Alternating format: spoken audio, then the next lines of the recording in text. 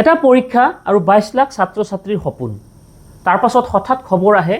পৰীক্ষা বাতিল তেতিয়াহলে ছাত্ৰ ছাত্ৰীৰ মানসিক অৱস্থা কি হ'ব পাৰে এবাৰ ভাবি চাওক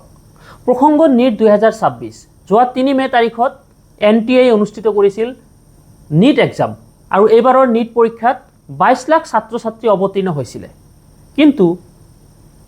নেশ্যনেল টেষ্টিং এজেন্সি যেটো চমুকৈ NTA এই NTA এটা কম্পিটিটিভ এক্সাম ভালদৰে পাতিব নোৱাৰে 2024 চনতো সেই একে কাণ্ড সংঘটিত হৈছিল কোৱেশ্চন পেপাৰ লিক হৈছিল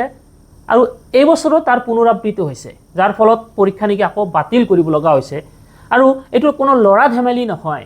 তেওঁলোকৰ বাবে এক্সাম কেনসেল কৰাটো সহজ হ'ব পাৰে পুনৰাই পাতিব পাৰে কিন্তু এজন ছাত্ৰ বা ছাত্ৰীয়ে মানসিকভাৱে প্ৰস্তুত কৰি উলিয়াটো ইমান সহজ কথা নহয় এটা কম্পিটিটিভ এক্সামৰ বাবে এজন ছাত্ৰৰ জড়িত হৈ থাকে গোটেই বছৰৰ কঠোৰ পৰিশ্ৰম স্লিপলেছ নাইট কোচিং লগতে অভিভাৱকৰ বহু আশা আকাংক্ষা কষ্ট এইবোৰটো আছেই NTAৰ দৰে অনুষ্ঠান এটাই এটা কম্পিটিটিভ এক্সাম ভালদৰে পাতিব নোৱাৰে আৰু 2 বছৰৰ মূৰে মূৰে যদি এনেকুৱা কোৱেশ্চন পেপাৰ লিক হৈ থাকে যাৰ কোনো ভালদৰে তদন্তও নহয় ভালদৰে তদন্ত হ'ব লাগে CBI তদন্ত হ'ব লাগে এইবোৰৰ লগত কি সিন্ডিকেট জড়িত হৈ আছে কোনবোৰ মানুহ জড়িত হৈ আছে ভালদৰে তদন্ত হ'ব লাগে তদন্ত কৰি চাব হেখত গৈ ওলাব যে ডাঙৰ ডাঙৰ কোচিং সেন্টাৰবোৰে কোশ্চেন পেপাৰ কিনি লৈছে